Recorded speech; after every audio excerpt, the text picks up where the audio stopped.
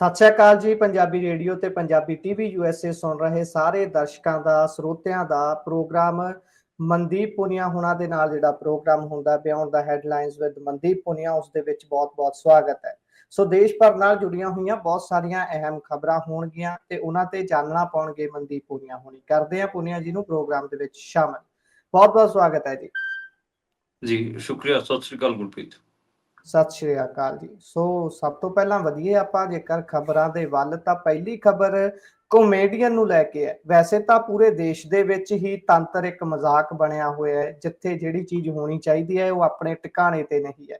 ਪਰ ਜਦੋਂ ਕੋਈ ਕਾਮੇਡੀਅਨ ਆਪਣੇ ਦਮ ਰੱਖਦਿਆਂ ਹੋਇਆਂ ਕਿਸੇ ਦੇ ਉੱਪਰ ਤੰਜ ਕਰਦਾ ਹੈ, ਕਹਿ ਦਈਏ ਵੀ ਸਰਕਾਸਟਿਕ ਵੇ ਦੇ ਵਿੱਚ ਉਹ ਪ੍ਰੋਗਰੈਸਿਵ ਗੱਲ ਕਰਦਾ ਹੈ, ਤਾਂ ਉਹਦੇ ਤੇ ਫਿਰ ਸਰਕਾਰ ਬਹੁਤ ਛੇਤੀ ਖਿੱਚ ਜਾਂਦੀ ਹੈ, ਬਹੁਤ ਛੇਤੀ ਉਸ ਨੂੰ ਢਾਉਣ ਦੀ ਕੋਸ਼ਿਸ਼ ਸ਼ੁਰੂ ਹੋ ਜਾਂਦੀ ਹੈ। ਇੱਕ ਵੀਡੀਓ ਵੀ ਮੈਂ ਦੇਖ ਰਿਹਾ ਸੀ ਜਿਸ ਦੇ ਵਿੱਚ ਇੱਕ ਕਾਮੇਡੀਅਨ ਦੇ ਸ਼ੋਅ ਤੋਂ ਪਹਿਲਾਂ ਭੰਨਤੋੜ ਕੀਤੀ ਜਾਂਦੀ ਹੈ। ਉੱਥੇ ਉਹਦਾ ਸਾਰਾ ਸਮਾਨ ਤਾਮਾ ਜਾਮਾ ਜਿੱਥੇ ਉਹਨੇ ਸ਼ੋਅ ਕਰਨਾ ਹੁੰਦਾ ਭੰਨ ਦਿੱਤਾ ਜਾਂਦਾ ਹੈ। ਗੱਲ ਕੁਨਾਲ ਕਾਮਰਾ ਦੀ ਕਰ ਰਹੇ ਹਾਂ।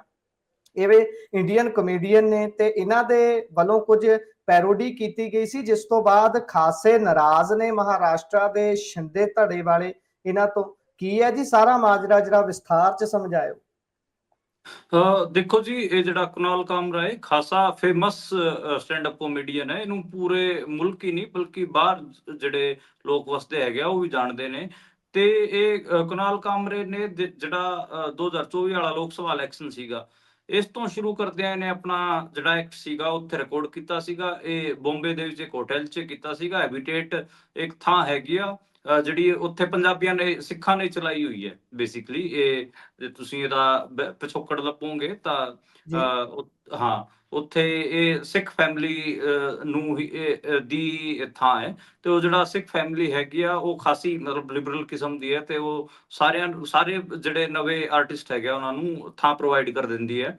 ਤੇ ਕੁਨਾਲ ਕਾਮਰਾ ਆਪਾਂ ਨੂੰ ਪਤਾ ਹੈ ਕਿ ਲਗਾਤਾਰ ਜਿਹੜੇ ਕ੍ਰਿਟਿਕ ਰਹੇ ਨੇ, ਜਿਹੜੇ ਨਰਿੰਦਰ ਮੋਦੀ ਹੋ ਗਏ, ਹੋਰ ਚੀਜ਼ਾਂ ਹੋ ਗਈਆਂ, ਤੇ ਉਹ ਆਪਣੇ ਮਜ਼ਾਕ 'ਚ ਇਹ ਸਾਰੀਆਂ ਚੀਜ਼ਾਂ ਕਹਿੰਦੇ ਵੀ ਰਹੇ ਹੈਗੇ ਆ। ਦੇਖੋ, ਸਟਾਇਰ ਕਈ ਕਿਸਮ ਦੇ ਹੁੰਦੇ ਨੇ। ਜਰਨਲੀ ਇਹ ਕਿਸ ਕਿਸਮ ਦਾ ਹਾਸਾ ਹੁੰਦਾ ਹੈ ਕਿ ਜਿਹੜਾ ਮਤਲਬ ਟਾਈਮਿੰਗ ਨਾਲ ਜੁੜਿਆ ਹੁੰਦਾ, ਜਿਵੇਂ ਕਪਿਲ ਸ਼ਰਮਾ ਹੋਰੀ ਕਰਦੇ ਨੇ। ਇੱਕ ਸਟੈਂਡ ਅਪ ਕਾਮੇਡੀ 'ਚ ਇੱਕ ਹੈਗਾ ਖਾਸ ਕਰ ਪੋਲੀਟੀਕਲ ਸਟਾਇਰ, ਜਿਹਦੇ 'ਚ ਜੇ ਆਪਾਂ ਕਹੀਏ ਕਿ ਬਹੁਤ ਸਮਾਂ ਪਹਿਲਾਂ ਤੋਂ ਇਹ ਟ੍ਰੈਡੀਸ਼ਨ ਰਿਹਾ ਹੈਗਾ। ਅਕਬਰ ਦੇ ਕੋਰਟ 'ਚ ਵੀ ਬੀਰਬਲ ਦੇ ਕਿੱਸੇ ਆਪਾਂ ਨੂੰ ਪਤਾ ਹੀ ਹੈ, ਤੇ ਹੋਰ ਵੀ ਕਿੰਨੇ ਆਪਾਂ ਕਿਸੇ ਗਿਣ ਸਕਦੇ ਹਾਂ। ਜੇ ਲਿਖਾਈ ਦੀ ਗੱਲ ਕਰੀਏ ਤਾਂ ਹਿੰਦੀ 'ਚ ਹਰੀਸ਼ੰਕਰ ਪ੍ਰਸਾਈ ਜਿਹੜੇ ਹੋਏ, ਉਹ ਖਾਸੇ ਵੱਡੇ ਵਿਅੰਗ ਲੇਖਕ ਹੋਏ, ਸਟਾਇਰ ਰਾਈਟਰ ਹੋਏ, ਤੇ ਪੋਲੀਟੀਕਲ ਸਟਾਇਰ ਬਹੁਤ ਕਰਦੇ ਸੀਗੇ। ਉਹਨੇ ਤਾਂ ਜਵਾਹਰ ਲਾਲ ਨਹਿਰੂ ਵੀ ਨਹੀਂ ਛੱਡਿਆ ਸੀਗਾ। ਤੇ ਇਸੇ ਤਰੀਕੇ ਨਾਲ ਹੁਣ ਜੇ ਆਪਾਂ ਅੱਜ ਦੇ ਟਾਈਮ ਗੱਲ ਕਰੀਏ ਤਾਂ ਅੱਜ ਦੇ ਟਾਈਮ ਬਹੁਤ ਸਾਰੇ ਜਿਹੜੇ ਸਟੈਂਡ ਅਪ ਕਾਮੇਡੀਅਨ ਨੇ, ਉਹ ਜਿਹੜੇ ਅੱਜ ਕੱਲ ਪ੍ਰੋਬਲਮਾਂ ਨੇ, ਚਾਹੇ ਪੋਲੀਟੀਕਲ ਹੋਣ ਚਾਹੇ ਸੋਸ਼ਲ ਹੋਣ, ਉਹਨਾਂ ਨੂੰ ਆਪਣੇ ਚੁਟਕਲਿਆਂ 'ਚ ਕਹਿ ਰਹੇ ਨੇ। ਤੁਸੀਂ ਵਰੁਣ ਗਰੋਵਰ ਦਾ ਨਾਂ ਲੈ ਲਓ, ਕੁਨਾਲ ਕਾਮਰਾ ਦਾ ਨਾਂ ਲੈ ਲਓ, ਇੱਕ ਦੋ ਹੋਰ ਨੇ, ਜਿਹੜਾ ਸੰਜੇ ਰਜੋਰਾ ਦਾ ਨਾਂ ਲੈ ਲਓ। ਇਹ ਲੋਕ ਵਧੀਆ ਸਟੈਂਡ ਅਪ ਕਾਮੇਡੀ ਕਰਦੇ ਨੇ, ਤੇ ਐਂਟੀ ਐਸਟੈਬਲਿਸ਼ਮੈਂਟ ਇਹਨਾਂ ਦੀ ਹਮੇਸ਼ਾ ਰਹਿੰਦੀ ਹੈ, ਪ੍ਰੋ ਪੀਪਲ ਇਹਨਾਂ ਦੀ ਕਾਮੇਡੀ ਹੁੰਦੀ ਹੈ। ਤੇ ਕੁਨਾਲ ਕਾਮਰਾ ਨੇ ਆਪਣਾ ਜਿਹੜਾ ਉੱਥੇ ਜਿਹੜਾ ਸ਼ੋਅ ਸ਼ੂਟ ਕੀਤਾ ਸੀਗਾ, ਉਹ ਆਪਣੇ YouTube ਤੇ ਪਾਇਆ ਸੀਗਾ। ਮੈਂ YouTube ਰਾਹੀਂ ਉਹ ਸਾਰਾ ਸ਼ੋਅ ਦੇਖਾਗਾ। ਤੇ ਉਹਨੇ ਜਿਹੜੀ ਸ਼ੁਰੂਆਤ ਕੀਤੀ ਆਪਣੇ ਸਾਰੇ ਪ੍ਰੋਗਰਾਮ ਦੀ, ਉਹ ਇੱਥੋਂ ਕੀਤੀ ਸੀ ਕਿ 2024 ਚ ਬੀਜੇਪੀ ਦੀਆਂ ਸੀਟਾਂ 239 ਆਈਆਂ, 240 ਆਈਆਂ। ਤੇ ਜਦੋਂ 350 ਇਹਨਾਂ ਦੀ ਸੀਟਾਂ 350 ਸੀ, ਉਦੋਂ ਅਸੀਂ ਨਹੀਂ ਡਰੇ। ਹੁਣ ਤਾਂ ਮੇਰਾ ਮਨ ਕਰ ਰਿਹਾ ਹੈਗਾ ਕਿ ਉਸ ਟਾਈਮ ਜਿਹੜੇ ਡਰਾਫਟ 'ਚ ਮੈਂ ਆਪਣੇ ਉਸ ਟਾਈਮ ਦੇ ਜਿਹੜੇ ਮੇਰੇ ਜੋਕ ਸੀਗੇ, ਜਿਹੜੇ ਮੈਂ ਨਹੀਂ ਕਹੇ, ਉਹ ਅੱਜ ਕਹਿ ਦਵਾਂ, ਹੁਣ ਕਹਿ ਦਵਾਂ। ਫਿਰ ਉਹਨਾਂ ਨੇ CBI ED ਉਹਦੇ ਤੇ ਇੱਕ ਪੈਰੋਡੀ ਗਾਣਾ ਗਾਇਆ। ਫਿਰ ਉਹਨੇ ਨਰਿੰਦਰ ਮੋਦੀ ਤੇ ਇੱਕ ਗਾਣਾ ਗਾਇਆ, ਨਰਿੰਦਰ ਮੋਦੀ ਤੇ ਵੀ ਚੁਟਕਲੇਬਾਜ਼ੀ ਕੀਤੀ, ਬੀਜੇਪੀ ਸਰਕਾਰ ਦੇ ਚੁਟਕਲੇਬਾਜ਼ੀ ਕੀਤੀ। ਫਿਰ ਉਹਨੇ ਜਿਹੜਾ ਇੰਡੀਆ ਦਾ ਅੱਜ ਕੱਲ ਦਾ ਹਾਲ ਹੋ ਗਿਆ ਹੈਗਾ ਅੰਧ ਵਿਸ਼ਵਾਸ ਵਾਲਾ, ਉਹਦੇ ਤੇ ਗਾਣਾ ਗਾਇਆ। ਫਿਰ ਉਹਨਾਂ ਨੇ ਮਹਾਰਾਸ਼ਟਰ ਦੇ ਜਿਹੜੇ ਇਸ ਟਾਈਮ ਡਿਪਟੀ CM ਨੇ, ਏਕਨਾਥ ਸ਼ਿੰਦੇ, ਉਹਨਾਂ ਤੇ ਤੰਜ ਕਰਦਿਆਂ ਇੱਕ ਗਾਣਾ ਗਾਇਆ, ਜਿਹਦੇ 'ਚ ਉਹਦੇ ਬੋਲ ਮੈਂ ਦੱਸ ਦੇਣਾ ਤੁਹਾਨੂੰ। ਠਾਣੇ ਕੀ ਰਿਕਸ਼ਾ, ਚਿਹਰੇ ਪਰ ਦਾੜੀ, ਆंखों पर चश्मा आए हाय। तो ਇਹ ਬੇਸਿਕਲੀ ਉਹ ਦਿਲ ਤੋਂ ਪਾਗਲ ਹੈ ਜਿਹੜੀ ਫਿਲਮ ਸੀ, ਉਹਦੇ ਗਾਣੇ ਦੀ ਧੁਨ ਤੇ ਉਹ ਰਿਦਮ, ਉਸ ਤੇ ਮਿਊਜ਼ਿਕ ਤੇ ਉਹਨਾਂ ਨੇ, ਹਾਂ, ਇਹ ਕੰਪੋਜੀਸ਼ਨ ਤੇ ਇਹ ਗਾਣਾ ਗਾਇਆ। ਤੇ ਉਸ ਕਰਕੇ ਉਸ ਤੋਂ ਬਾਅਦ ਉਹ ਲਗਾਤਾਰ ਉਹਨਾਂ ਨੂੰ ਟਾਰਗੇਟ ਕੀਤਾ ਗਿਆ ਹੈਗਾ। ਜੇ ਆਪਾਂ ਗੱਲ ਕਰ ਲਈਏ ਮਤਲਬ ਇਹਦੇ ਚ ਉਹਨਾਂ ਨੇ ਸਿੰਧੇ ਨੂੰ ਗੱਦਾਰ ਕਿਹਾ, ਜਿਹਨੇ ਆਪਣੀ ਪਾਰਟੀ ਤੋੜ ਦਿੱਤੀ ਸੀਗੀ।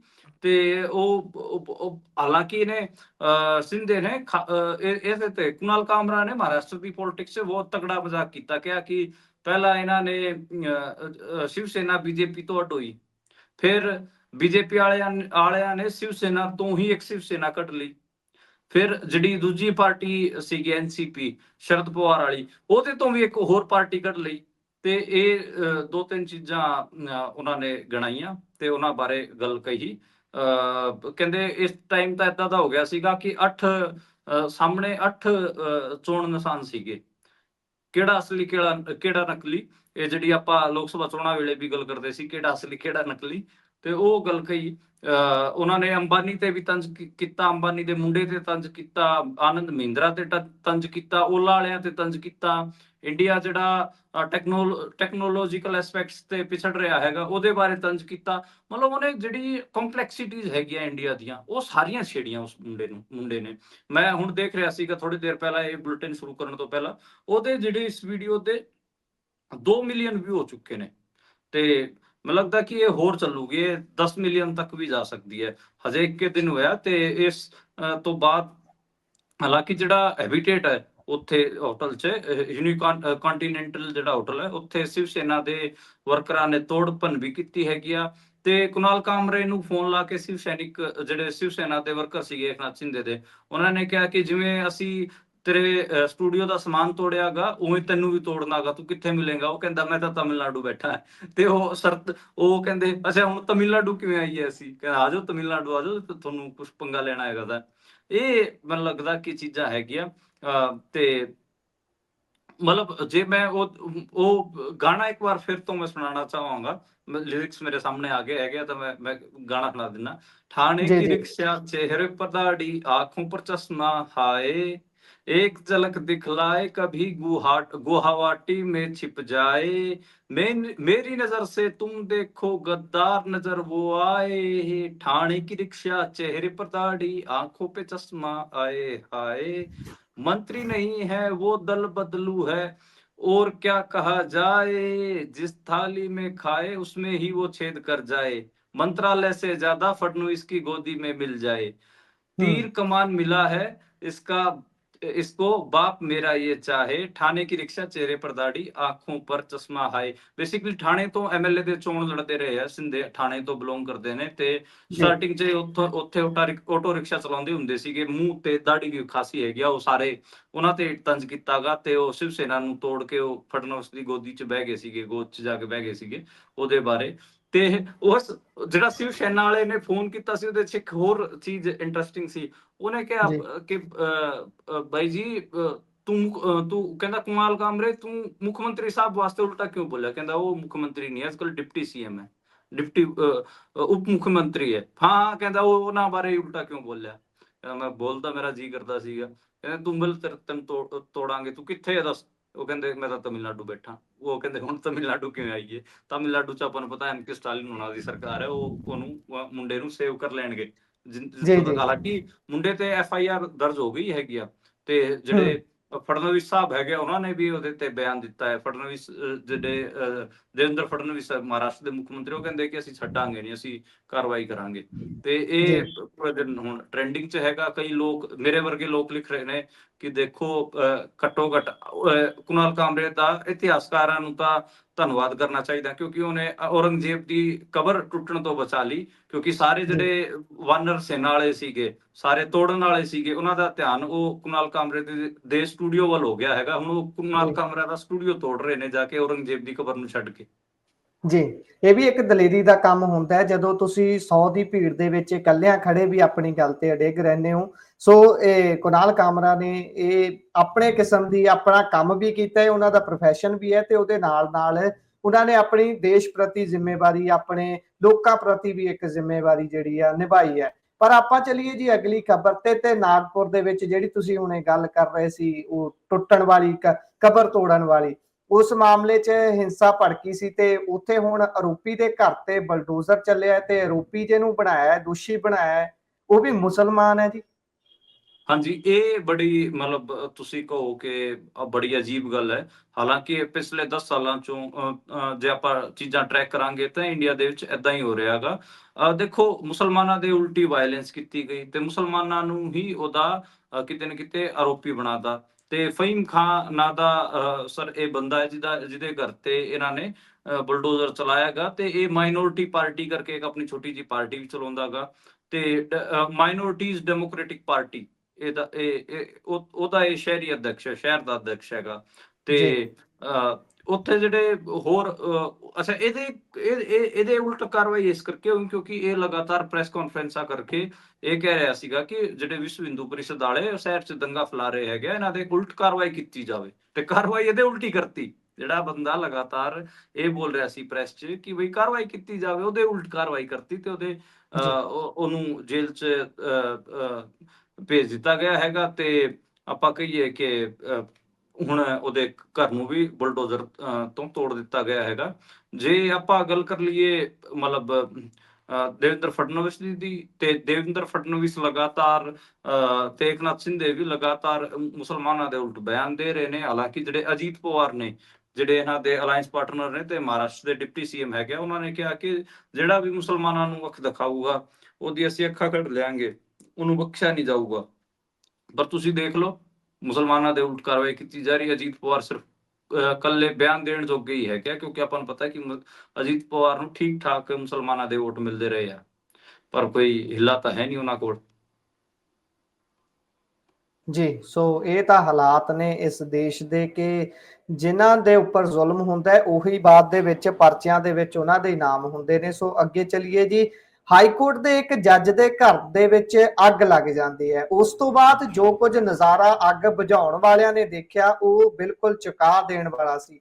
ਜਿੱਥੇ ਇੰਨੀ ਜ਼ਿਆਦਾ ਇਮਿਊਨਿਟੀ ਹੋਵੇ ਉਹਨਾਂ ਨੂੰ ਆਜ਼ਾਦ ਹੋ ਕੇ ਫੈਸਲੇ ਲੈਣ ਦੀ, ਖਾਸ ਤੌਰ ਤੇ ਜੱਜਾਂ ਨੂੰ, ਜਿੱਥੇ ਉਹਨਾਂ ਨੂੰ ਇੰਨੀਆਂ ਸਹੂਲਤਾਂ ਹੋਣ, ਮੰਨਿਆ ਜਾਂਦਾ ਹੈ ਕਿ ਇੰਨੀ ਜ਼ਿਆਦਾ ਉਹਨਾਂ ਨੂੰ ਇਮਿਊਨਿਟੀ ਹੈ ਕਿ ਉਹ ਆਜ਼ਾਦੀ ਦੇ ਨਾਲ ਆਜ਼ਾਦ ਸੁਤੰਤਰ ਹੋ ਕੇ ਫੈਸਲੇ ਲੈ ਸਕਦੇ ਨੇ। ਪਰ ਉੱਥੇ ਵੀ ਪੈਸੇ ਦੀ ਇਨਵੋਲਵਮੈਂਟ, ਹਾਲਾਂਕਿ ਅਸੀਂ ਨਿਰਧਾਰਤ ਨਹੀਂ ਕਰਦੇ, ਫੈਸਲਾ ਨਹੀਂ ਸੁਣਾ ਰਹੇ, ਪਰ ਜਿਸ ਤਰੀਕੇ ਦੇ ਨਾਲ ਪੈਸੇ ਉਹਨਾਂ ਦੇ ਘਰ ਚੋਂ ਮਿਲੇ ਨੇ, ਬੋਰੀਆਂ ਦੇ ਵਿੱਚ ਭਰੇ ਹੋਏ, ਉਹ ਬਹੁਤ ਤਰ੍ਹਾਂ ਦੇ ਸਵਾਲ ਖੜੇ ਕਰਦੇ ਨੇ। ਜੇਕਰ ਕੋਈ ਚੰਗੇ ਤਰੀਕੇ ਨਾਲ ਪੈਸੇ ਕਮਾਉਂਦਾ, ਘੱਟੋ ਘੱਟ ਬੋਰੀਆਂ 'ਚ ਭਰ ਕੇ ਤਾਂ ਨਹੀਂ ਰੱਖਦਾ। ਹੁਣ ਉੱਥੋਂ ਦੀ ਇੱਕ ਅਨਕਟ ਵੀਡੀਓ ਸਾਹਮਣੇ ਆਈ ਹੈ ਜੀ, ਉਸ ਤੇ ਜ਼ਰਾ ਪਾਇਓ ਚਾਨਣਾ। ਹਾਂਜੀ, ਇਹ ਸੁਪਰੀਮ ਕੋਰਟ ਨੇ ਇਸ ਵੀਡੀਓ ਨੂੰ ਜਾਰੀ ਕੀਤਾ ਹੈ ਤੇ ਇਹ ਤਕਰੀਬਨ 65 ਸੈਕਿੰਡ ਦੀ ਵੀਡੀਓ ਹੈ, ਜਿਹਦੇ 'ਚ ਆਪਾਂ ਨੂੰ ਨੋਟ ਜਿਹੜੇ ਜਲਦੇ ਹੋਏ ਆਪਾਂ ਨੂੰ ਵੀਡੀਓ 'ਚ ਦਿਖ ਰਹੇ ਨੇ। ਤੇ ਤਕਰੀਬਨ 15 ਕਰੋੜ ਰੁਪਏ ਰਕਮ ਦੱਸੀ ਜਾ ਰਹੀ ਹੈ। ਜਿਹੜੇ ਅੱਗ ਬੁਝਾਉਣ ਵਾਸਤੇ ਗਏ ਸੀਗੇ ਉੱਥੇ, ਦਮਕਲ ਜਿਹੜੇ ਆਪਾਂ ਫਾਇਰ ਬ੍ਰਿਗੇਡ ਵਾਲੇ ਜਿਹੜੇ ਬੰਦੇ ਸੀਗੇ, ਉਹਨਾਂ ਨੇ ਇਸ ਵੀਡੀਓ ਨੂੰ ਸ਼ੂਟ ਕੀਤਾ ਸੀ। ਤੇ ਉਹ ਪਿੱਛੋਂ ਬੋਲਦੇ, ਆਪਾਂ ਨੂੰ ਉਹਨਾਂ ਦੀ ਆਵਾਜ਼ਾਂ ਵੀ ਸੁਣਾਈ ਦੇ ਰਹੀਆਂ ਨੇ। ਉਹ ਕਹਿ ਰਹੇ ਨੇ ਕਿ ਦੇਖੋ ਗਾਂਧੀ ਜਲ ਰਿਹਾ ਗਾ। ਤੇ ਉਹ ਨੋਟਾਂ ਦੇ ਬੰਡਲ ਸਟੋਰ ਰੂਮ 'ਚ ਪਿੱਛੇ ਜਲ ਰਹੇ ਸੀਗੇ। 15 ਕਰੋੜ ਇਹ ਰਕਮ ਦੱਸੀ ਜਾ ਰਹੀ ਹੈ। ਇਹ ਇੱਥੋਂ ਹਜੇ ਤਾਂ ਇਹੀ ਅਪਡੇਟ ਹੈਗੀ ਆ। ਬਾਕੀ ਜਿਹੜਾ ਉਹਨਾਂ ਦਾ ਕਿਤੇ ਨਾ ਕਿਤੇ ਜਿਹੜਾ ਟ੍ਰਾਂਸਫਰ ਕਰ ਦਿੱਤਾ ਗਿਆ ਹੈਗਾ, ਤੇ ਟ੍ਰਾਂਸਪੋਰਟ ਇਲਾਹਾਬਾਦ ਹਾਈ ਕੋਰਟ ਦੇ ਵਿੱਚ ਕੀਤਾ ਗਿਆ ਹੈਗਾ। ਹਾਲਾਂਕਿ ਜਿਹੜੇ ਇਲਾਹਾਬਾਦ ਹਾਈ ਕੋਰਟ ਵਾਲੇ ਜਿਹੜੇ ਆਪਾਂ ਕਹੀਏ ਕਿ ਵਕੀਲ ਹੈਗੇ ਆ, ਉਹ ਵੀ ਉਹਦਾ ਵਿਰੋਧ ਕਰ ਰਹੇ ਨੇ ਕਿ ਹੁਣ ਐਡਾ ਇਹਦੇ ਘਰ ਕੈਸ਼ ਮਿਲਿਆਗਾ, ਇਹ ਹੁਣ ਇਲਾਹਾਬਾਦ ਲਾਤਾ, ਇਹ ਇਲਾਹਾਬਾਦ 'ਚ ਆ ਕੇ ਚੋਰੀਆਂ ਡਕਾਰੀਆਂ ਕਰੂਗਾ। ਤੇ ਇਹ ਗੱਲ ਉਹ ਲਗਾਤਾਰ ਵਕੀਲ ਕਹਿ ਰਹੇ ਨੇ। ਜਿਹੜੇ ਸੁਪਰੀਮ ਕੋਰਟ ਦੀ ਜਿਹੜਾ ਕੋਲੀਜੀਅਮ ਦੀ ਮੀਟਿੰਗ ਹੋਈ ਸੀ ਇਸ ਤੋਂ ਬਾਅਦ, ਤੇ ਉਹਨਾਂ ਨੇ ਇੱਕ ਕਮੇਟੀ ਬਣਾਈ ਹੈ 3 ਸਦੱਸੀय, ਜਿਹਦੇ 'ਚ ਪੰਜਾਬ ਹਰਿਆਣਾ ਹਾਈ ਕੋਰਟ ਦੇ Sheel Nagu, GS Randhawalia Himachal high court ਦੇ, ਤੇ ਕਰਨਾਟਕ ਹਾਈ ਕੋਰਟ ਦੇ ਜਸਟਿਸ ਅਨੂ ਸਿਵਰਾਮਨ ਸ਼ਾਮਲ ਨੇ। ਤੇ ਉਹ ਦੇਖੋ ਕਿ ਕੀ ਫੈਸਲਾ ਸੁਣਾਉਂਦੇ ਹੈਗੇ ਆ। ਤੇ chief justice of India Sanjeev Khanna, ਉਹਨਾਂ ਨੇ ਕਿਹਾ ਕਿ ਬਈ ਤੂੰ ਹਾਲਾਂਕਿ ਉਹਨਾਂ ਨੇ ਸਿਰਫ ਸਲਾਹ ਦਿੱਤੀ ਹੈ ਕਿ ਤੂੰ ਇਸਤੀਫਾ ਦੇ ਸਕਦਾ ਹੈਗਾ, ਪਰ ਉਹਨਾਂ ਨੇ ਕੋਈ ਇਸਤੀਫਾ ਅਜੇ ਤੱਕ ਆਇਆ ਨਹੀਂ ਹੈ। ਤੇ ਸੁਪਰੀਮ ਕੋਰਟ ਦੇ ਸਾਹਮਣੇ ਜਸਟਿਸ ਵਰਮਾ ਨੇ ਵੀ ਆਪਣਾ ਪੱਖ ਰੱਖਿਆ ਸੀਗਾ, ਜਿਹਦੇ ਘਰ ਇਹ ਪੈਸਾ ਮਿਲਿਆ ਸੀਗਾ। ਉਹ ਕਹਿ ਰਿਹਾ ਕਿ ਮੈਨੂੰ ਤਾਂ ਫਸਾਇਆ ਜਾ ਰਿਹਾ ਹੈ, ਇਹ ਤਾਂ ਪੈਸੇ ਮੇਰੇ ਹੈ ਹੀ ਨਹੀਂ, ਮੇਰੇ ਪਰਿਵਾਰ ਨਾਲ ਵੀ ਇਹਦਾ ਕੋਈ ਲੈਣ ਦੇਣ ਨਹੀਂ, ਇਹ ਤਾਂ ਸਟੋਰ ਰੂਮ 'ਚ ਰੱਖੇ ਹੋਏ ਸੀਗੇ, ਸਟੋਰ ਰੂਮ 'ਚ ਤਾਂ ਅਸੀਂ ਜਾਂਦੇ ਹੀ ਨਹੀਂ, ਇਹ ਤਾਂ ਪਤਾ ਨਹੀਂ ਕੀ ਮਾਮਲਾ ਹੈਗਾ। ਹਾਲਾਂਕਿ ਇਹ ਕਿਹਾ ਜਾ ਰਿਹਾ ਹੈਗਾ ਕਿ ਜਸਟਿਸ ਵਰਮਾ ਦੀ 6 ਮਹੀਨਿਆਂ ਦੀ ਕਾਲ ਡਿਟੇਲਸ ਦੀ ਇਨਵੈਸਟੀਗੇਸ਼ਨ ਕੀਤੀ ਜਾਊਗੀ। ਉਹਦੇ 'ਚ ਨਿਕਲਣਾ ਜੀ ਕੱਖ ਨਹੀਂ, ਕਿਉਂਕਿ ਆਪਾਂ ਨੂੰ ਪਤਾ ਕਿ ਜਿਹੜੇ ਜੱਜ ਹੈਗੇ ਆ ਉਹ ਦੂਜਿਆਂ ਦੇ ਫੋਨਾਂ ਤੋਂ ਹੀ ਕਾਲ ਕਰਦੇ ਨੇ, ਉਹ ਵੀ WhatsApp ਕਾਲਾਂ ਕਰਦੇ ਨੇ। ਕੀ ਨਿਕਲਣਾ, ਕੁਝ ਨਹੀਂ ਨਿਕਲਣਾ ਉਹਦੇ ਨਾਲ ਵੀ। ਜੀ, ਸੋ ਵੇਖੋ ਬਣਦਾ ਕੀ ਹੈ, ਕਿਉਂਕਿ ਇਹ ਚੀਜ਼ਾਂ ਵੀ ਜਦੋਂ ਸ਼ੱਕ ਦੇ ਘੇਰੇ 'ਚ ਆ ਜਾਣਗੀਆਂ ਤਾਂ ਫਿਰ ਲੋਕ ਇਨਸਾਫ ਲੈਣ ਦੇ ਲਈ ਬਈ ਜਾਣਗੇ। ਜੁਡੀਸ਼ਰੀ ਦੇਖੋ ਗੁਰਪ੍ਰੀਤ, ਜੀ, ਮੇਰਾ ਇੱਕ ਸਟੈਂਡ ਰਿਹਾਗਾ, ਜਿਹੜੀ ਜੀ, ਜੁਡੀਸ਼ਰੀ ਹੈ ਬਹੁਤ ਉਹਦਾ ਮਿਆਰ ਡਿੱਗਿਆਗਾ, ਤੇ ਹਮੇਸ਼ਾ ਉਹਦੇ ਜਿਹੜੇ ਫੈਸਲੇ ਹੁੰਦੇ ਉਹਨਾਂ ਤੇ ਸਵਾਲ ਤਾਂ ਖੜੇ ਹੁੰਦੇ ਆ, ਚਾਹੇ ਪੋਲੀਟੀਕਲ ਫੈਸਲੇ ਹੋਣ। ਹੁਣ ਤੁਸੀਂ ਲਾ ਲਓ ਜਿਹੜੇ ਆਪਣੇ ਬੰਦੀ ਸਿੰਘ ਹੋ ਗਏ, ਉਹਨਾਂ ਦੇ ਮਾਮਲਿਆਂ ਤੇ ਦੇਖੋ ਜਿਹੜੀ ਇੰਡੀਅਨ ਜੁਡੀਸ਼ਰੀ ਉਹਨੇ ਕੀ ਸਟੈਂਡ ਲੈ ਰੱਖਿਆ ਹੈ, ਕੋਈ ਉਹਨਾਂ ਦੇ ਜੀ, ਕੋਈ ਜੀ, ਫੈਸਲਾ ਨਹੀਂ ਸੁਣਾ ਰਹੇ। ਤੁਸੀਂ ਜਿਹੜੇ ਦਿੱਲੀ ਦੇ ਵਿੱਚ ਦੰਗੇ ਹੋਏ ਸੀਗੇ ਮੁਸਲਮਾਨਾਂ ਦੇ ਉਲਟ, ਉਹਦੇ ਚ ਅਮਰ ਖਾਲਿਦ ਵਰਗੇ ਲੋਕ ਜੇਲ੍ਹਾਂ ਚ ਬੰਦ ਨੇ, ਉਹਨਾਂ ਦੀ ਅਜੇ ਤੱਕ ਜ਼ਮਾਨਤ ਨਹੀਂ ਹੋਈ ਹੈ। 5-5 ਜੀ, 6-6 ਸਾਲ ਹੋ ਗਏ, ਅਜੇ ਤੱਕ ਟ੍ਰਾਇਲ ਸ਼ੁਰੂ ਨਹੀਂ ਹੋਇਆ। ਉਹਨਾਂ ਦੀ ਜਿਹੜੀ ਪ੍ਰਕਿਰਿਆ ਪ੍ਰੋਸੈਸ ਉਹੀ ਇੱਕ ਹਿਸਾਬ ਨਾਲ ਉਹਨਾਂ ਦੇ ਉਲਟ ਉਹਨਾਂ ਨੂੰ ਕੈਦ ਬਣੀ ਹੋਈ ਹੈ, ਸਜ਼ਾ ਬਣੀ ਹੋਈ ਹੈ, ਜੀ, ਉਹਨਾਂ ਦੀ ਜਿਹੜੀ ਪ੍ਰਕਿਰਿਆ ਹੈਗੀ ਆ। ਤੁਸੀਂ ਹੋਰ ਮੈਂ ਕਿੰਨੇ ਐਗਜ਼ਾਮਪਲ ਦੇ ਦਵਾਂ, ਰਾਮ ਮੰਦਰ ਵਾਲਾ ਫੈਸਲਾ ਦੇਖ ਲਓ, ਕਸ਼ਮੀਰ ਦੇ ਵਿੱਚ ਧਾਰਾ 370 ਵਾਲਾ ਫੈਸਲਾ ਦੇਖ ਲਓ, ਹੋਰ 10 ਫੈਸਲੇ ਦੇ ਦਿੰਦਾ। ਇਹ ਤਾਂ ਪੋਲੀਟੀਕਲ ਹੋ ਗਏ।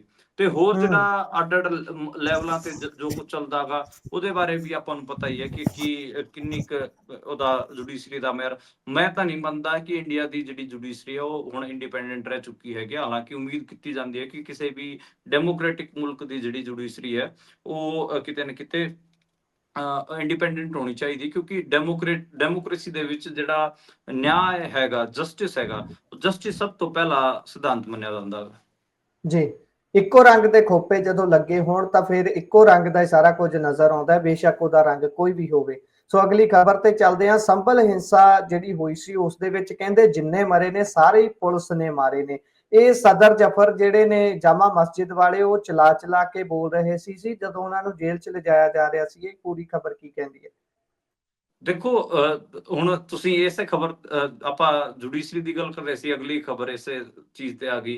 ਹੁਣ ਸੰਭਲ ਵਾਲੀ ਜਿਹੜੀ ਵਾਇਲੈਂਸ ਉਹ ਕਿਉਂ ਹੋਈ? ਕਿਉਂਕਿ ਉੱਥੇ ਇੱਕ ਲੋਕਲ ਕੋਰਟ ਨੇ ਕਿਹਾ ਕਿ ਜਾ ਕੇ ਜਾਮਾ ਮਸਜਿਦ ਨੂੰ ਚੈੱਕ ਕਰੋ, ਥੱਲੇ ਦੀ ASI ਜਾਂਚ ਕਰਾਓ। ਉੱਥੇ ਗਏ ਤਾਂ ਉੱਥੇ ਵਾਇਲੈਂਸ ਹੋ ਗਿਆ। ਵਾਇਲੈਂਸ ਦਾ ਬਹਾਨਾ ਲੈ ਕੇ ਪੁਲਿਸ ਨੇ 4 ਮੁਸਲਮਾਨਾਂ ਨੂੰ ਮਾਰਤਾ। ਤੇ ਇਹ ਜਿਹੜੇ ਆਪਾਂ ਕਹ ਲਈਏ ਜਾਮਾ ਮਸਜਿਦ ਦੇ ਜਿਹੜੇ ਸਦਰ ਸੀਗੇ ਜਫਰ ਸਾਹਿਬ, ਤੇ ਸਦਰ ਜ਼ਫਰ ਅਲੀ ਸਾਹਿਬ, ਉਸ ਨੇ ਅਗਲੇ ਦਿਨ ਪ੍ਰੈਸ ਕਾਨਫਰੰਸ ਕਰਤੀ, ਇਹਨੇ ਸਬੂਤ ਵੀ ਦਿੱਤੇ ਕਿ ਪੁਲਿਸ ਦੀ ਗੋਲੀ ਨਾਲ ਮਰੇ ਨੇ। ਤੇ ਹੁਣ 4 ਮਹੀਨਿਆਂ ਬਾਅਦ ਇਹਨਾਂ ਨੂੰ ਚੱਕ ਲਿਆ ਗਿਆ ਹੈਗਾ, ਇਹਨਾਂ ਨੂੰ ਹੀ ਹੁਣ ਗ੍ਰਿਫਤਾਰ ਕਰ ਲਿਆ ਗਿਆ ਹੈਗਾ। ਤੇ ਇਹ ਸੰਭਲ ਕੋਰਟ ਦੇ ਬਹੁਤ ਵੱਡੇ ਵਕੀਲ ਨੇ। ਤੁਹਾਨੂੰ ਇੱਕ ਗੱਲ ਹੋਰ ਦੱਸਾਂ, ਮੈਂ ਜਾਣੇ ਮਾਨੇ ਵਕੀਲ ਨੇ। ਸਿਰਫ ਤੁਸੀਂ ਇਹ ਸਿਰਫ ਜਾਮਾ ਮਸਜਿਦ ਦੇ ਸਦਰ ਨਹੀਂ ਹੈਗੇ, ਇਹ ਉੱਥੇ ਸੰਭਲ ਕੋਰਟ ਦੇ ਮਤਲਬ ਉੱਤਰ ਪ੍ਰਦੇਸ਼ ਦੇ ਜਾਣੇ ਮਾਨੇ ਵਕੀਲ ਨੇ ਬਾਈ। ਤੇ ਜੀ, ਉਹਨਾਂ ਦੀ ਗ੍ਰਿਫਤਾਰੀ ਤੋਂ ਬਾਅਦ ਹਾਲਾਂਕਿ ਜਿਹੜੇ ਉੱਤਰ ਪ੍ਰਦੇਸ਼ ਦੇ ਕੋਰਟਸ ਹੈਗੇ ਉੱਥੇ ਵਿਰੋਧ ਪ੍ਰਦਰਸ਼ਨ ਤਾਂ ਹੋਇਆ ਉੱਤਰ ਪ੍ਰਦੇਸ਼ ਪੁਲਿਸ ਦੇ ਉਲਟ।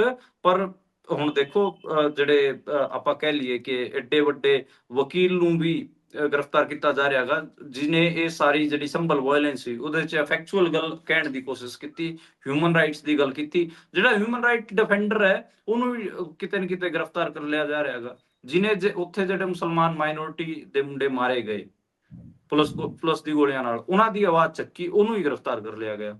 ਤੇ ਉਹਨੇ ਆਪ ਵੀ ਜਦੋਂ ਜਫਰ ਅਲੀ ਸਾਹਿਬ ਨੂੰ ਲੈ ਕੇ ਜਾਇਆ ਜਾ ਰਿਹਾ ਸੀਗਾ ਪੁਲਿਸ ਵੱਲੋਂ, ਤੇ ਉਹਨੇ ਕਿਹਾ ਕਿ ਪਤਾ ਹੀ ਹੈ, ਉਹਨੇ ਹੱਥ ਉੱਪਰ ਚੱਕਿਆ ਹੱਸਦੇ ਹੋਏ। ਉਹਨਾਂ ਦੀ ਜਿਹੜੇ ਵਿਜ਼ੂਅਲ ਸੀਗੇ, ਉਹਨਾਂ ਨੇ ਕਿਹਾ ਕਿ ਤੁਹਾਨੂੰ ਪਤਾ ਹੀ ਹੈ ਕਿਉਂ ਮੈਨੂੰ ਚੱਕਿਆਗਾ, ਮੈਂ ਇਹਨਾਂ ਦੀ ਪੋਲ ਖੋਲਤੀ, ਹੁਣ ਮੈਨੂੰ ਤਾਂ ਚੱਕਣ ਗਈ, ਐਂ ਕਰਕੇ ਉਹਨਾਂ ਨੇ ਕਿਹਾਗਾ।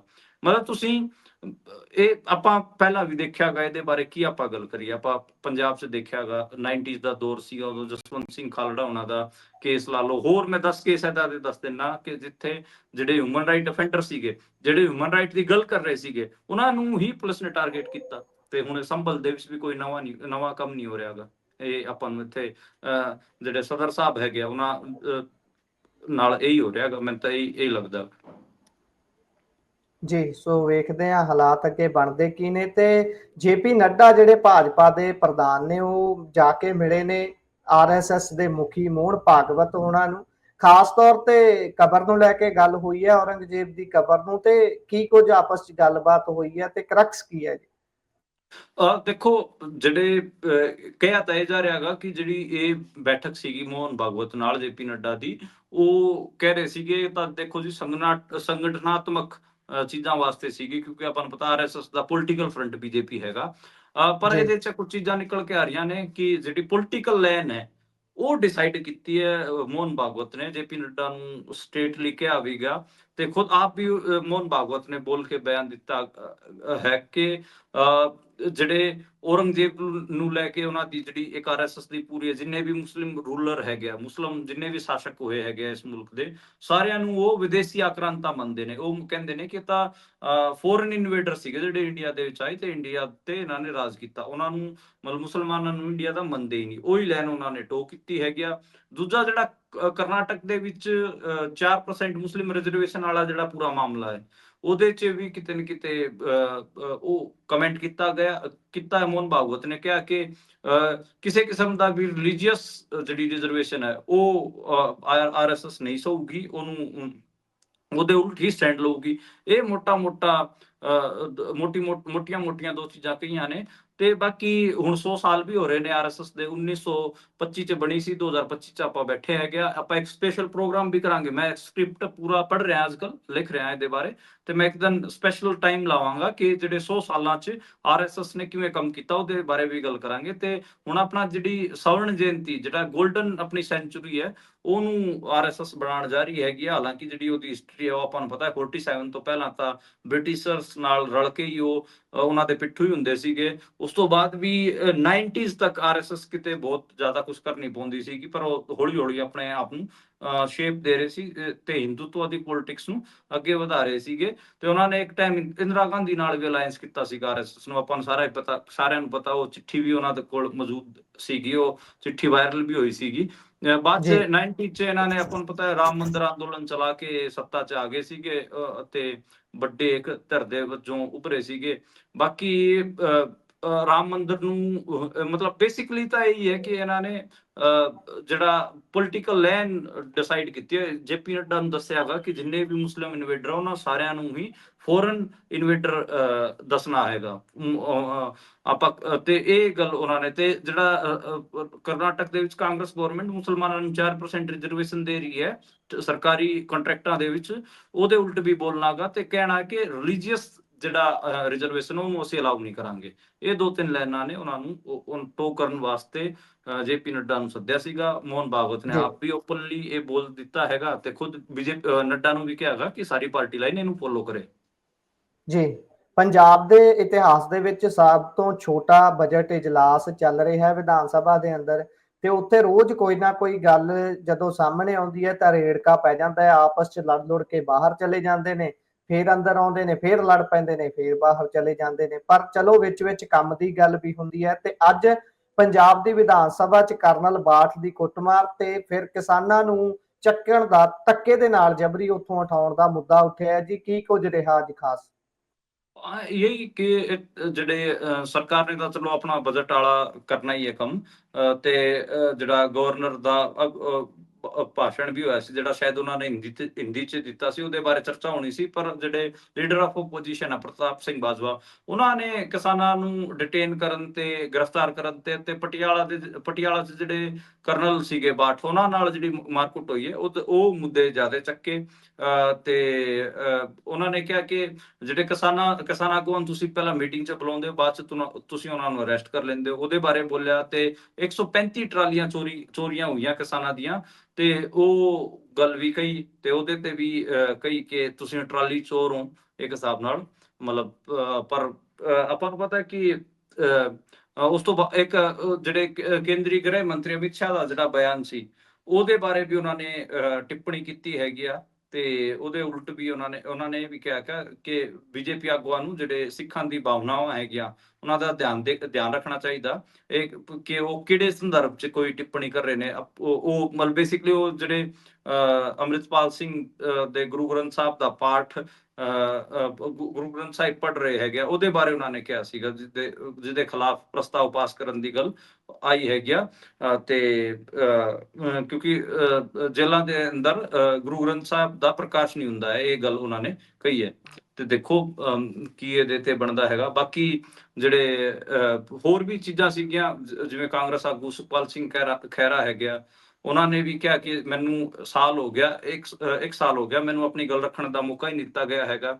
ਤੇ ਹੋਰ ਵੀ ਜਿਹੜੇ ਕਾਂਗਰਸ ਦੇ ਆਗੂ ਸੀਗੇ ਪ੍ਰਗਟ ਸਿੰਘ, ਉਹਨਾਂ ਨੇ ਪੁੱਛਿਆ ਕਿ ਜਿਹੜੇ ਕੇਜਰੀਵਾਲ ਨੂੰ ਸਿਕਿਉਰਿਟੀ ਦਿੱਤੀ ਗਈ ਹੈਗੀ ਆ ਉਹ ਕਿਸ ਸੰਦਰਭ 'ਚ ਦਿੱਤੀ ਗਈ ਹੈਗੀ ਆ। ਹਾਲਾਂਕਿ ਹੋਰ ਵੀ ਸਵਾਲ ਸੀਗੇ, ਮਾਲਵਾ ਨਹਿਰ ਬਾਰੇ ਗੱਲ ਸੀਗੀ, ਚੰਡੀਗੜ੍ਹ ਬਾਰੇ ਗੱਲ ਸੀ, ਪਾਣੀਆਂ ਬਾਰੇ ਗੱਲ ਸੀਗੀ, ਤੇ ਇਹ ਚੀਜ਼ਾਂ ਸੀਗੀਆਂ।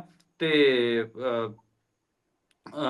ਉਹਨਾਂ ਨੇ ਇਹ ਵੀ ਪੁੱਛਿਆ ਕਿ ਜਿਹੜਾ ਅਰਵਿੰਦ ਕੇਜਰੀਵਾਲ ਦੀ ਸਿਕਿਉਰਿਟੀ ਦਾ ਇਸ਼ੂ ਹੈ, ਉਹਨਾਂ ਨੂੰ ਦਿੱਤਾ ਕਿਉਂ ਗਿਆ, ਕਿਸ ਸੰਦਰਭ 'ਚ ਦਿੱਤਾ ਗਿਆ, ਕਿਹੜਾ ਆਦੇਸ਼ ਪਾਰਿਤ ਕਰਕੇ ਦਿੱਤਾ ਗਿਆ, ਇਸ ਬਾਰੇ ਵੀ ਦੱਸਿਆ ਜਾਵੇ। ਤੇ ਹਾਲਾਂਕਿ ਉਹਨਾਂ ਬਾਰੇ ਕੋਈ ਜਵਾਬ ਤਾਂ ਦਿੱਤਾ ਨਹੀਂ ਗਿਆ ਹੈਗਾ। ਤੇ ਇਹ ਚੀਜ਼ਾਂ ਸੀਗੀਆਂ। ਬਾਕੀ ਤਾਂ ਹੋਰ ਕੋਈ ਚੀਜ਼ਾਂ ਕੋਈ ਖਾਸ ਨਹੀਂ ਹੋਈਆਂ। ਇੱਕ ਦੋ ਚੀਜ਼ਾਂ ਹੋਰ ਸੀ, ਜਿਵੇਂ ਸਰਕਾਰੀ ਨੌਕਰੀਆਂ ਬਾਰੇ ਸੀਗੀ, ਸਰਕਾਰੀ ਨੌਕਰੀਆਂ ਬਾਰੇ ਵੀ ਗੱਲ ਚੱਲੀ, ਤੇ ਇਹ ਮੋਟਾ ਜੀ ਮੋਟਾ ਸੀਗਾ। ਹਾਂ, ਤੇ ਮਤਲਬ ਇਹ ਮੰਨ ਕੇ ਚੱਲੋ ਅੱਜ ਦੇ ਸੈਸ਼ਨ ਦੇ ਜਿਹੜੇ ਮੇਨ ਹਾਈਲਾਈਟ ਸੀਗੇ ਉਹ ਦੋ ਤਿੰਨ ਚੀਜ਼ਾਂ ਹੀ ਸੀਗੀਆਂ। ਇੱਕ ਤਾਂ ਕਰਨਲ ਬਾਠਾਲਾ, ਇੱਕ ਕਿਸਾਨਾਂ ਵਾਲੇ ਮੁੱਦੇ ਵਾਲਾ, ਇੱਕ ਅਮਿਤ ਸ਼ਾਹ ਨੇ ਜਿਹੜਾ ਸਟੇਟਮੈਂਟ ਦਿੱਤੀ ਸੀ ਅੰਮ੍ਰਿਤਪਾਲ ਬਾਰੇ, ਉਹ ਉਸ ਦੇ ਉਲਟ, ਤੇ ਇੱਕ ਜੇ ਆਪਾਂ ਕਹਿ ਲਈਏ ਕਿ ਜਿਹੜਾ ਕੇਜਰੀਵਾਲ ਨੂੰ ਸਿਕਿਉਰਿਟੀ ਦਿੱਤੀ ਗਈ, ਇਹ ਮੋਟੀਆਂ ਮੋਟੇ ਪੁਆਇੰਟ ਸੀਗੇ। ਜੀ, ਸੋ ਅਗਲੀ ਖਬਰ ਦੇ ਵੱਲ ਜੇਕਰ ਚੱਲੀਏ ਤਾਂ ਕਿਸਾਨ ਆਗੂ ਜਗਜੀਤ ਸਿੰਘ ਡੱਲੇਵਾਲ ਹੋਣਾ ਨੂੰ ਜਦੋਂ ਮੀਟਿੰਗ ਤੋਂ ਵਾਪਸ ਪਰਤਦਿਆਂ ਹੀ ਉਹਨਾਂ ਦੀ ਗੱਡੀ ਨੂੰ ਇੱਕ ਤਰੀਕੇ ਨਾਲ ਹਾਈਜੈਕ ਕਰ ਲੈਂਦੀ ਹੈ ਪੁਲਿਸ, ਤੇ ਉਸ ਤੋਂ ਬਾਅਦ ਪਹਿਲਾਂ ਉਹਨਾਂ ਨੂੰ ਡੀਐਮਸੀ ਲੁਧਿਆਣੇ ਲੈ ਕੇ ਗਏ, ਫਿਰ ਜਲੰਧਰ ਲਿਆਂਦਾ ਗਿਆ, ਫਿਰ ਜਲੰਧਰ ਦੇ ਕੈਂਟ ਏਰੀਏ 'ਚ ਪੈਂਦੇ ਰੈਸਟ ਹਾਊਸ 'ਚ ਲਿਜਾਇਆ ਗਿਆ, ਤੇ ਹੁਣ ਉਹਨਾਂ ਨੂੰ ਪਟਿਆਲਾ ਸ਼ਿਫਟ ਕਰ ਦਿੱਤਾ ਗਿਆ ਹੈ ਜੀ। ਹੋਰ ਮੇਜਰ ਅਪਡੇਟਸ ਕੀ ਨੇ ਇਹਨਾਂ ਨੂੰ ਲੈ ਕੇ? ਹਾਂ, ਦੇਖੋ, ਜਲੰਧਰ ਕੈਂਟ ਲੈ ਕੇ ਜਾਇਆ ਗਿਆ ਸੀ ਉਹਨਾਂ ਨੂੰ ਆਰਮੀ ਹਸਪਤਾਲ 'ਚ। ਹੁਣ ਉਹਨਾਂ ਨੂੰ ਪਟਿਆਲੇ ਦੇ ਰਾਜਿੰਦਰਾ ਹਸਪਤਾਲ 'ਚ ਭਰਤੀ ਕਰ ਦਿੱਤਾ ਗਿਆ ਹੈਗਾ। ਤੇ ਪਰਿਵਾਰ ਵਾਲੇ ਸਾਰੇ ਲਗਾਤਾਰ ਇਹ ਆਰੋਪ ਲਾ ਰਹੇ ਸੀ ਕਿ ਬਈ ਜਗਜੀਤ ਸਿੰਘ ਡੱਲੇਵਾਲ ਨੂੰ ਮਿਲਣ ਨਹੀਂ, ਸਾਨੂੰ ਉਹਨਾਂ ਨੂੰ ਮਿਲਣ ਨਹੀਂ ਦਿੱਤਾ ਜਾ ਰਿਹਾ। ਤੇ ਇਹਦੇ ਤੇ ਪੰਜਾਬ ਹਰਿਆਣਾ ਹਾਈ ਕੋਰਟ ਦੇ ਵਿੱਚ ਇੱਕ ਪਟੀਸ਼ਨ ਵੀ ਲੱਗੀ ਸੀ, ਤੇ ਉਹਦੇ ਚ ਪੰਜਾਬ ਪੁਲਿਸ ਨੇ ਇਹ ਸਟੇਟਮੈਂਟ ਦਿੱਤੀ ਹੈ ਕਿ ਜਗਜੀਤ ਸਿੰਘ ਡੱਲੇਵਾਲ ਉਹਨਾਂ ਨੂੰ ਗ੍ਰਿਫਤਾਰ ਨਹੀਂ ਕੀਤਾ ਗਿਆ ਹੈਗਾ। ਸੁਪਰੀਮ ਕੋਰਟ ਦੀ ਗਾਈਡਲਾਈਨਸ ਅਨੁਸਾਰ ਉਹਨਾਂ ਨੂੰ ਹਸਪਤਾਲ 'ਚ ਰੱਖਿਆ ਗਿਆ ਹੈਗਾ। ਦੂਜਾ, ਜਿਹੜੇ ਪੰਜਾਬ ਪੁਲਿਸ ਦੇ ਜਿਹੜੇ ਐਸਐਸਪੀ ਨੇ, ਪਟਿਆਲਾ ਦੇ ਐਸਐਸਪੀ ਨਾਨਕ ਸਿੰਘ, ਉਹਨਾਂ ਨੇ ਵੀ ਇਹ ਗੱਲ ਮੀਡੀਆ ਦੇ ਵਿੱਚ ਵੀ ਰੱਖੀ ਹੈਗੀ ਆ, ਤੇ ਸਟੇਟਸ ਰਿਪੋਰਟ ਵੀ ਉਹਨਾਂ ਨੇ ਫਾਈਲ ਕੀਤੀ ਹੈ। ਇਹ ਮੋਟੀ ਮੋਟੀ ਗੱਲ ਸੀਗੀ। ਤੇ ਹੁਣ ਜਿਹੜੀ ਅਗਲੀ ਜਿਹੜੀ ਸੁਣਵਾਈ ਹੈਗੀ ਉਹ 26 ਮਾਰਚ ਨੂੰ ਹੋਣ ਜਾ ਰਹੀ ਹੈ ਇਸ ਪਟੀਸ਼ਨ ਦੀ। ਬਾਕੀ ਜਿਹੜੇ ਆਈਜੀ ਹੈਗੇ ਸੁਖਚੈਨ ਸਿੰਘ ਗਿੱਲ, ਉਹਨਾਂ ਨੇ ਸੁਣਵਾਈ ਦੌਰਾਨ ਕਿਹਾ ਹੈ ਕਿ ਤਕਰੀਬਨ 1400 ਕਿਸਾਨਾਂ ਨੂੰ ਹਿਰਾਸਤ 'ਚ ਲਿਆ ਗਿਆ ਸੀ। ਪੁਲਿਸ ਨੇ 800 ਕਿਸਾਨਾਂ ਨੂੰ ਰਿਹਾ ਕਰ ਦਿੱਤਾ ਹੈ, ਜਿਨ੍ਹਾਂ 'ਚ ਮਹਿਲਾਵਾਂ ਦੀ ਜਿਨ੍ਹਾਂ ਦੀ ਉਮਰ 60 ਤੋਂ ਜ਼ਿਆਦਾ ਸੀ ਉਹਨਾਂ ਨੂੰ ਕਰ ਦਿੱਤਾ ਗਿਆ, ਤੇ 450 ਕਿਸਾਨ ਅੱਜ ਰਿਹਾ ਹੋ ਜਾਣਗੇ। ਬਾਕੀ ਜਿਹੜੇ ਹੈਗੇ ਆ ਉਹ ਚੀਜ਼ਾਂ ਉਹਨਾਂ ਨੇ ਕਈ ਹੈਗੀਆਂ। ਤੇ ਇਹ ਵੀ ਦੱਸਿਆ ਗਿਆ ਕਿ ਕਿਸਾਨਾਂ ਦੀ ਸਮਾਨ ਚੋਰੀ ਦੇ 3 FIR ਦਰਜ ਕੀਤੀਆਂ ਗਈਆਂ ਹੈਗੀਆਂ।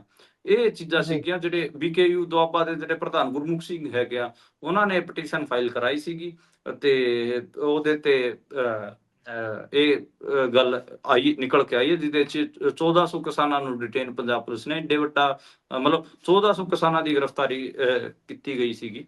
ਇਹ ਏਡਾ ਵੱਡਾ ਇਹਨਾਂ ਨੇ ਉਹ ਚਲਾਇਆਗਾ ਜੀ। ਆਪਰੇਸ਼ਨ ਬਹੁਤ ਵੱਡਾ ਚਲਾਇਆ ਹੈ, ਤੇ ਕਹਿ ਕੇ ਚਲਾਇਆ ਵੀ ਤੁਸੀਂ ਸਾਡੇ ਬਾਪੂਆਂ ਦੀ ਉਮਰ ਦੇ ਹੋ, ਤੁਸੀਂ ਸਾਡੇ ਨਾਲ ਕਲੈਸ਼ ਦੇ ਵਿੱਚ ਨਾ ਆਓ, ਧਰਨਾ ਤਾਂ 100% ਹਟੂਗਾ ਹੀ ਹਟੂਗਾ।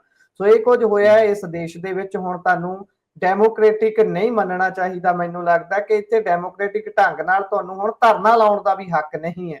ਤੁਸੀਂ ਆਪਣਾ ਹੱਕ ਗਵਾ ਚੁੱਕੇ ਹੋ, ਤੇ ਜੇਕਰ ਤੁਸੀਂ ਗੱਲ ਕਿਤੇ ਪਹੁੰਚਾਉਣੀ ਹੈ ਤਾਂ ਜੇ ਤੁਹਾਡੀ ਰਾਜਸੀ ਪਹੁੰਚ ਹੈਗੀ ਹੈ ਤਾਂ ਤੁਸੀਂ ਕਰ ਸਕਦੇ ਹੋ, ਅਦਰਵਾਈਜ਼ ਤੁਹਾਨੂੰ ਕਿਸੇ ਨੇ ਨਹੀਂ ਪੁੱਛਣਾ। ਅੱਗੇ ਚੱਲੀਏ ਜੀ। ਪੰਜਾਬ ਦੇ ਵਿੱਚ ਬਹੁਤ ਵੱਡੀ ਕਿਸਮ ਦੇ ਨਾਲ ਇੱਕ ਲਹਿਰ ਇਹ ਵੀ ਚੱਲ ਰਹੀ ਹੈ ਕਿ ਲਗਾਤਾਰ ਧਰਮ ਪਰਿਵਰਤਨ ਹੋ ਰਿਹਾ ਹੈ ਲੋਕਾਂ ਦਾ, ਖਾਸ ਤੌਰ ਤੇ ਸੋਸ਼ਲ ਮੀਡੀਆ ਤੇ ਵਾਇਰਲ ਜਿਹੜਾ ਪਾਸਟਰ ਹੈ, ਪਾਸਟਰ ਬਜਿੰਦਰ ਜਸੂ ਵਾਲਾ ਜਿਹੜਾ, ਤੇ ਉਸ ਦੇ ਉੱਪਰ ਪਹਿਲਾਂ ਹੀ ਕੇਸ ਕੁਝ ਦਿਨ ਪਹਿਲਾਂ ਹੋਇਆ ਸੀ। ਲੜਕੀ ਨੇ ਸਾਹਮਣੇ ਆ ਕੇ ਕਈ ਤਰ੍ਹਾਂ ਦੇ ਗੰਭੀਰ ਦੋਸ਼ ਲਾਏ ਸੀ, ਤੇ ਹੁਣ ਨਾਲ ਦੀ ਨਾਲ ਗਰਮਾ ਗਰਮ ਮਾਮਲਾ ਇੱਕ ਹੋਰ ਆ ਗਿਆ, ਜਿਸ ਦੇ ਵਿੱਚ ਇੱਕ ਵੀਡੀਓ ਹੈ ਉਹਨਾਂ ਦੀ। ਪਾਓ ਤਾਂ ਜਰਾ ਚਾਨਣਾ ਸਾਰਾ। ਹਾਂਜੀ, ਇੱਕ ਵੀਡੀਓ ਸਾਹਮਣੇ ਆਈ ਜਿਹਦੇ ਚ ਜਿਹੜਾ ਪਾਸਟਰ ਬਜਿੰਦਰ ਸਿੰਘ ਹੈ, ਉਹ ਇੱਕ ਮੁੰਡੇ ਨੂੰ ਤੇ ਇੱਕ ਕੁੜੀ ਨੂੰ ਚਪੇੜੇ ਲਾ ਰਿਹਾ ਹੈਗਾ। ਤੇ ਇਸ ਚੀਜ਼ਾਂ ਸਾਹਮਣੇ ਆਈਆਂ ਕਿ ਜਿਹੜੀ ਕੁੜੀ ਨੂੰ ਉਹ ਕੁੱਟ ਰਿਹਾ ਹੈਗਾ, ਉਹਨਾਂ ਦੇ ਉਹ ਇਹ ਕਹਿ ਰਹੇ ਸੀਗਾ ਕਿ ਇਹ ਸਾਡੇ ਉਲਟ ਕੰਮ ਕਰਦੇ ਨੇ, ਇਸ ਕਰਕੇ ਅਸੀਂ ਕੁੱਟ ਰਹੇ ਸੀਗੇ। ਇਹ ਚੀਜ਼ਾਂ ਸਾਹਮਣੇ ਆਈਆਂ ਨੇ। ਤੇ ਜਿਹੜਾ ਮੁੰਡਾ ਸੀਗਾ ਉਹਨੇ ਸਟੇਟਮੈਂਟ ਦਿੱਤੀ ਹੈ ਕਿ ਮੇਰੀ ਸਿਸਟਰ ਨੂੰ ਵੀ ਕਹਿੰਦਾ ਸੀਗਾ ਕਿ ਉਹ ਇੱਥੇ ਆਵੇ, ਮੈਂ ਮਨਾ ਕਰਤਾ ਸੀ, ਇਸ ਕਰਕੇ ਮੇਰੇ ਨਾਲ ਕੁੱਟਮਾਰ ਕੀਤੀ ਗਈ ਹੈਗੀ ਆ। ਕਪੂਰਥਲਾ ਦੇ ਵਿੱਚ ਇਹਦੇ ਖਿਲਾਫ ਯੌਨ ਸ਼ੋਸ਼ਣ ਦੇ ਆਰੋਪ ਲੱਗੇ ਨੇ। ਮੈਂ ਪਹਿਲਾਂ ਵੀ ਇਹਦੇ ਬਾਰੇ ਦੱਸ ਚੁੱਕਿਆਗਾ ਕਿ ਇਹ ਇੱਕ ਤਾਂ ਪੰਜਾਬ ਦਾ ਨਹੀਂ ਹੈ ਬੰਦਾ, ਇਹ ਹਰਿਆਣੇ ਤੋਂ ਹੈਗਾ, ਯਮੁਨਾਨਗਰ ਤੋਂ ਹੈਗਾ। ਉੱਥੇ ਮੈਂ ਪਤਾ ਕੀਤਾ ਸੀ ਯਮੁਨਾਨਗਰ ਦੇ ਵਿੱਚ ਇਹਦੇ ਬਾਰੇ, ਤੇ ਉੱਥੇ ਇਹ ਜੇਲ੍ਹ 'ਚ ਗਿਆ ਸੀਗਾ ਤੇ ਮਰਡਰ ਦੇ ਆਰੋਪ 'ਚ ਗਿਆ ਸੀਗਾ। ਜਦੋਂ ਮਰਡਰ ਦੇ ਆਰੋਪ ਦੇ ਅੰਦਰ ਗਿਆ ਸੀਗਾ, ਬਾਹਰ ਨਿਕਲਿਆ ਉਦੋਂ ਇਹ ਕ੍ਰਿਸਚਨ ਬਣਿਆ ਹੋਇਆ ਸੀ। ਫਿਰ ਇਹ ਫਿਰ ਸਿੱਧਾ ਜਲੰਧਰ ਦੱਸਿਆ, ਜਲੰਧਰ ਇਹਨੇ ਜ਼ਮੀਨ ਲਈ, ਉੱਥੇ ਇਹਨੇ ਆਪਣੀ ਚਰਚ ਵਗੈਰਾ ਬਣਾਈ, ਆਪਣਾ ਕੰਮ ਸ਼ੁਰੂ ਕੀਤਾ। ਅੱਜ ਦੇ ਟਾਈਮ ਤਾਂ ਇਹਦੇ 600 ਦੇ ਨੇੜੇ ਤੇੜੇ ਜਿਹੜੇ ਥਾਵਾਂ ਨੇ ਜਿੱਥੇ ਕੰਮ ਕਰਦਾ ਗਾ, ਖਾਸਾ ਵੱਡਾ ਹੁੰਦਾ, ਮਤਲਬ 600 ਥਾਵਾਂ ਕਿਵੇਂ ਬਣਾ ਲਈਆਂ ਨੇ, ਇਹ ਸਵਾਲ ਹੈਗਾ। ਤੇ ਜੇਲ੍ਹ 'ਚ ਕਿਵੇਂ ਕੋਈ ਕਿਸੇ ਨੂੰ ਕੋਈ ਧਾਰਮਿਕ ਗਿਆਨ ਹੋ ਸਕਦਾ ਹੈਗਾ? ਬਾਹਰ ਨਿਕਲਦੇ ਸਾਰੀ ਇਹ ਕ੍ਰਿਸਚਨ ਧਰਮ ਦਾ ਪ੍ਰਚਾਰਕ ਬਣ ਗਿਆ, ਤੇ ਇਹਨੇ ਹਰਿਆਣਾ ਨਹੀਂ ਚੁਣਿਆ, ਪੰਜਾਬ ਚੁਣਿਆ। ਇਹ ਸਾਰੀਆਂ ਚੀਜ਼ਾਂ ਕਿਤੇ ਨਾ ਕਿਤੇ ਸਾਜ਼ਿਸ਼ ਵੱਲ ਇਸ਼ਾਰਾ ਕਰਦੀਆਂ ਨੇ। ਇਹਦੇ ਬਾਰੇ ਪਾਸਟਰ ਬਲਜਿੰਦਰ ਸਿੰਘ ਬਹੁਤ ਮਤਲਬ ਸ਼ੱਕੀ ਬੰਦਾ ਗਾ। ਬਾਕੀ ਇਹਦੇ ਜਿਹੜੇ ਵੀਡੀਓਜ਼ ਵਾਇਰਲ ਹੋ ਰਹੇ ਨੇ, ਇਹਦੇ ਤੇ ਜਿਹੜੇ ਆਰੋਪ ਲੱਗ ਰਹੇ ਨੇ, ਉਹ ਤਾਂ ਉਹਨਾਂ ਤੇ ਉਹਦਾ ਵੀਡੀਓ ਵੀ ਵਾਇਰਲ ਹੋ ਰਹੇ ਨੇ। ਸਬੂਤ ਦੇਣ ਦੀ ਕੀ ਲੋੜ ਹੈ? ਕਿਸ ਕਿਸਮ ਦੀ ਪਰਸਨੈਲਿਟੀ ਆਪਾਂ ਨੂੰ ਪਤਾ ਹੀ ਹੈ। ਬਾਕੀ ਇਹਦਾ ਜਿਹੜਾ ਸਾਰਾ ਕਾਰੋਬਾਰ ਪੰਜਾਬ 'ਚ ਚਮਤਕਾਰ ਰਾਹੀਂ ਚੱਲਦਾ ਗਾ। ਇਹ ਕਹਿੰਦਾ ਕਿ ਤੁਸੀਂ ਮੇਰੇ ਡੇਰੇ ਤੇ ਆਓ, ਮੈਂ ਚਮਤਕਾਰ ਕਰਾਂਗਾ, ਤੁਹਾਡੀ ਕੈਂਸਰ ਵਰਗੀਆਂ ਬਿਮਾਰੀਆਂ ਠੀਕ ਹੋ ਜਾਣਗੀਆਂ, ਤੁਹਾਡਾ ਬੱਚਾ ਬੋਲਣ ਲੱਗ ਜੂਗਾ ਜੇ ਗੂੰਗਾ ਹੈਗਾ, ਤੁਹਾਡੇ ਜੇ ਬੱਚੇ ਨੂੰ ਪੋਲੀਓ ਤਾਂ ਉਹ ਠੀਕ ਹੋ ਜਾਊਗਾ। ਇਸ ਕਿਸਮ ਦੀਆਂ ਦੇ ਜਿਹੜੇ ਦਾਅਵੇ ਨੇ ਇਹ ਕਰਦਾਗਾ। ਤੇ ਆਪਾਂ ਨੂੰ ਪਤਾ ਕਿ ਇਹ ਦਾਅਵਿਆਂ 'ਚ ਕੁਛ ਨਹੀਂ ਰੱਖਿਆ ਗਾ, ਅੰਧ ਵਿਸ਼ਵਾਸ ਹੈ, ਪਾਖੰਡਵਾਦ ਹੈ। ਤੇ ਕ੍ਰਿਸਚਨ ਧਰਮ ਵਾਲਿਆਂ ਨੂੰ ਵੀ ਇਹਦਾ ਕਿਤੇ ਨਾ ਕਿਤੇ ਸੰਗਿਆਨ ਲੈਣਾ ਚਾਹੀਦਾ। ਪੰਜਾਬ 'ਚ ਜਿਹੜੀ ਦਲਿਤ ਪਾਪੂਲੇਸ਼ਨ ਹੈ, ਖਾਸ ਕਰ ਗਰੀਬ ਪਾਪੂਲੇਸ਼ਨ ਹੈ, ਜਿਹਦੇ ਕੋਲ ਇਲਾਜ ਦੇ ਪੈਸੇ ਨਹੀਂ ਹੈ, ਉਹ ਇਹਦੇ ਚਪੇਟੇ 'ਚ ਆ ਰਹੇ ਨੇ, ਇਹਦੇ ਚੱਕਰਾਂ 'ਚ ਪੈ ਰਹੇ ਨੇ ਤੇ ਕ੍ਰਿਸਚਨ ਬਣ ਰਹੇ ਨੇ। ਇਸ ਕਰਕੇ ਮੈਨੂੰ ਲੱਗਦਾ ਕਿ ਇਹ ਜਿਹੜਾ ਪੂਰਾ ਇਹ ਸ਼ੱਕੀ ਬੰਦਾ ਗਾ, ਏਜੰਸੀਆਂ ਦਾ ਬੰਦਾ ਗਾ। ਇਹਦੇ ਬਾਰੇ ਪੰਜਾਬ ਨੂੰ ਸਤਰਕ ਹੋਣ ਦੀ ਲੋੜ ਹੈ ਤੇ ਗਰੀਬ ਪਰਿਵਾਰਾਂ ਨੂੰ ਵੀ ਸਤਰਕ ਕਰਨ ਦੀ ਲੋੜ ਹੈ ਕਿ ਇਹ ਆਈਟਮ ਕੀ ਹੈ। ਇਹ ਕੋਈ ਮਤਲਬ ਧਰਮ ਗੁਰੂ ਨਹੀਂ, ਇਹ ਆਈਟਮ ਹੈ ਤੇ ਪਤਾ ਨਹੀਂ ਕਿੱਥੋਂ ਇਹ ਆਪਰੇਟ ਹੋ ਰਿਹਾ ਹੈਗਾ। ਇਹਦੇ ਬਾਰੇ ਤਾਂ ਮਤਲਬ ਜਾਂਚ ਹੋਣੀ ਚਾਹੀਦੀ। ਪੁਨੀਆ ਜੀ, ਇਹ ਤਾਂ ਤੁਸੀਂ ਵੀ ਜਾਣਦੇ ਹੋ ਕਿਉਂਕਿ ਤੁਸੀਂ ਵੀ ਉਹ ਰੰਗ ਦੇਖੇ ਨੇ ਕਿ ਜੇਲਾਂ ਹੀ ਬਹੁਤ ਸਾਰੇ ਤਰ੍ਹਾਂ ਦੇ ਕਰੈਕਟਰਾਂ ਨੂੰ ਜਨਮ ਦਿੰਦੀਆਂ ਨੇ, ਜੇਲਾਂ ਹੀ ਗੈਂਗਸਟਰਾਂ ਨੂੰ ਜਨਮ ਦਿੰਦੀਆਂ ਨੇ, ਜੇਲਾਂ ਹੀ ਕਹਿ ਲਈਏ ਵੀ ਏਜੰਟਸ ਕਿਸਮ ਦੇ ਬੰਦਿਆਂ ਨੂੰ ਜਨਮ ਦਿੰਦੀਆਂ ਨੇ। ਇਹ ਜੇਲਾਂ ਹੀ ਸਭ ਤੋਂ ਵੱਡੇ ਜਿਹੜੇ ਡਰੱਗ ਡੀਲਰ ਹੁੰਦੇ ਨੇ ਪੂਰੇ ਦੇਸ਼ ਦੇ, ਉਹਨਾਂ ਨੂੰ ਜਨਮ ਦਿੰਦੀਆਂ ਨੇ। ਤੇ ਜੇਲਾਂ ਹੀ ਜੇ ਕਿਸੇ ਧਰਮ ਗੁਰੂ ਨੂੰ ਜਨਮ ਦੇ ਦੇਣ ਤਾਂ ਮੈਨੂੰ ਲੱਗਦਾ ਸਾਨੂੰ ਇਹ ਤੇ ਹੈਰਾਨ ਨਹੀਂ ਹੋਣਾ ਚਾਹੀਦਾ। ਤੁਸੀਂ ਕੀ ਸੋਚਦੇ ਹੋ ਇਸ ਤੇ? ਬਿਲਕੁਲ, ਮੈਂ ਤਾਂ ਹੈਰਾਨ ਤਾਂ ਨਹੀਂ ਹੋ ਰਿਹਾ। ਔਰ ਖਾਸ ਕਰ ਤੁਸੀਂ ਇਹ ਵੀ ਦੇਖੋ ਸਟੇਟ ਕਿਹੜਾ ਚੁਣਿਆਗਾ, ਹਾਈਲੀ ਸੈਂਸਿਟਿਵ ਸਟੇਟ ਚੁਣਿਆਗਾ। ਤੇ ਕੋਈ ਧਾਰਮਿਕ ਪ੍ਰਚਾਰ ਮਾਈਨੋਰਿਟੀਜ਼ ਦੇ ਵਿੱਚ ਜਾ ਕੇ ਇੱਕ ਮਾਈਨੋਰਿਟੀ ਧਰਮ ਨੂੰ ਹੀ ਪ੍ਰਚਾਰਨ ਦਾ ਕੰਮ ਚੁਣਿਆਗਾ। ਯਾਨੀ ਕਿ ਦੋ ਮਾਈਨੋਰਿਟੀਜ਼ ਨੂੰ, ਸਿੱਖਾਂ ਤੇ ਇਹ ਪ੍ਰਚਾਰ ਕਿੱਥੇ ਰਹੇ ਨੇ ਜੀ? ਇਹ ਤਾਂ ਕਾਰੋਬਾਰ ਕਰ ਰਹੇ ਨੇ।